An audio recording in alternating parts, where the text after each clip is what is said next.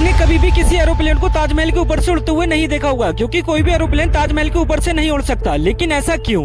इसके पीछे की वजह जानकर आप 100% चौंक जाओगे। जैसा कि हम जानते हैं कि ताजमहल दुनिया में बनाई गई अब तक की सबसे सुंदर मॉन्यूमेंट्स में से एक है, जिसे शाहजहां ने अपनी महबूबा के लिए बनवाया था। वैसे तो कई सारी जगह है जहाँ से प्लेन नहीं उड़ सकता, लेकिन साल 2006 में गवर्नमेंट ने ताजमहल को नो फ्लाइंग जोन घोषित कर दिया था, जिससे ताजमहल की 2 किलोमीटर के एरिया के ऊपर से कोई भी प्लेन नहीं उड़ सकता। बताया जाता है कि ये फैसला ताजमहल में होने वाली भीड़ को देखकर लिया गया था, जिससे वहाँ पर कोई दुर्घटना न हो।